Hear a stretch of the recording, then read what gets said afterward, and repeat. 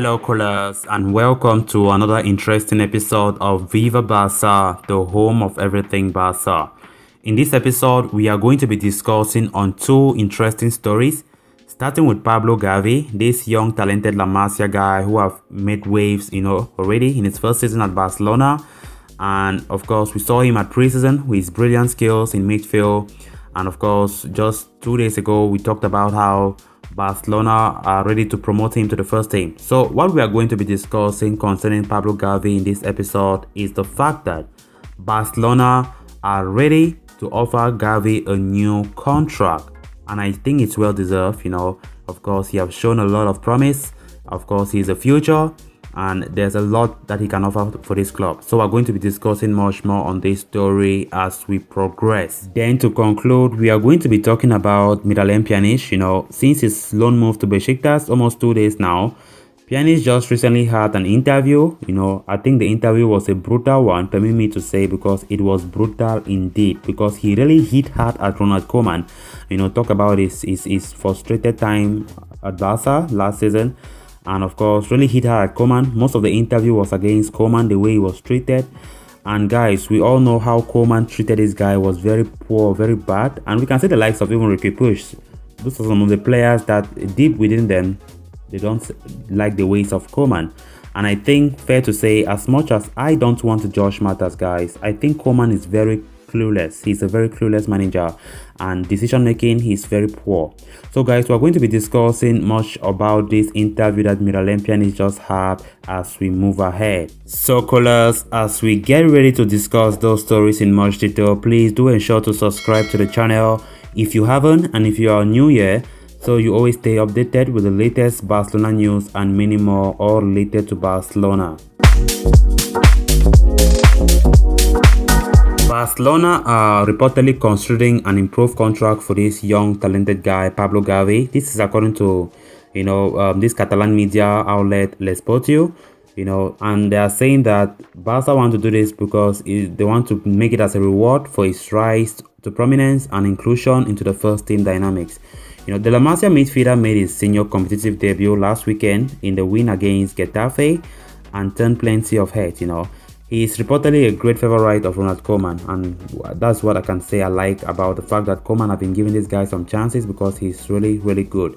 Gavi was one of the most exciting prospects to watch from the youth team, and he has shown some stellar glimpses of his talent in Barcelona's preseason, as we all saw it.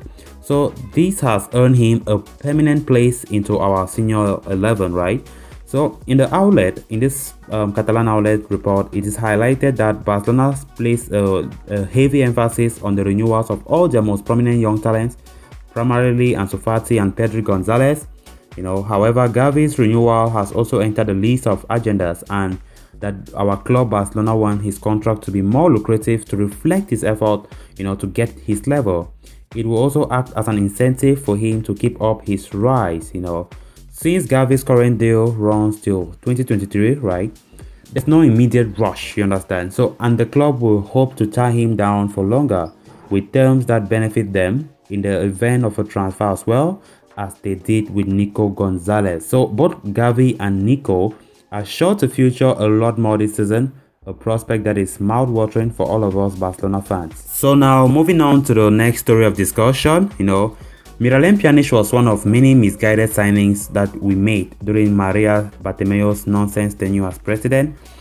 And bringing in an Asian player who was never likely to break into the starting 11 seems a waste of money, resource, time and all whatnot, and has proven to be exactly that since. But this is not the fault of the player, to be honest, who was still entitled to be treated with respect as a member of the playing squad, at least with respect. But following his departure from the club to Turkish side Besiktas, Pjanic has revealed his side, of the tragic tale that saw him fade into the background while at Barcelona, hammering Ronald Koeman's, management in an interview with Spanish newspaper Marca. Among a series of revelations and allegations, Pjanic claims he was disrespected and that Koeman had a cross against me from the beginning. I'm just putting in quote. We were saying Koeman had a cross against him in the beginning, and we can see that it is very true. So now let's look in much details on what he said word for word, concerning the way he was treated by Koeman. He said, "I don't know what he wanted exactly. He didn't try to explain things to me or find a solution. I would go to ask him what he wanted from me, positionally, or what I was doing well or badly. He didn't have problems with my play and didn't give me answers. Time went on and the situation went from bad to worse without any reason. Pjanic continued, I was being professional, so this is difficult to understand. The Bosnian midfielder's main issue with Koeman was his lack of communication.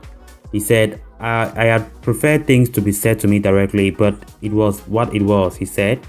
It was very odd way of communicating and it's the first time I've ever experienced this. I have had a very good relationship with all of my coaches. I don't know what happened. I honestly don't know.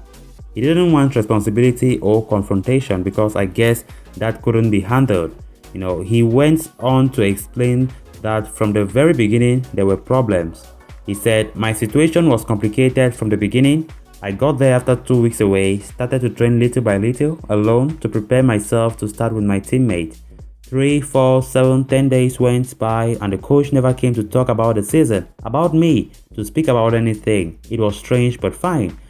It was tough physically and mentally. It killed my confidence because I had no communication with him. It was very, very strange.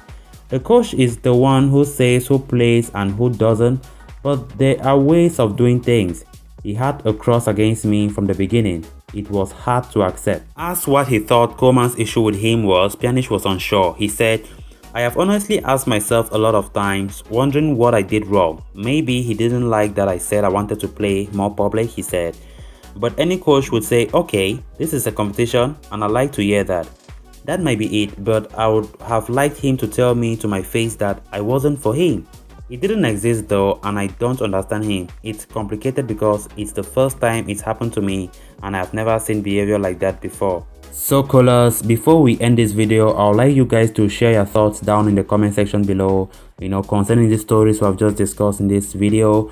Share your thoughts about it and I'll be so happy to like and give a love to them. Thank you. Until next time, bye bye.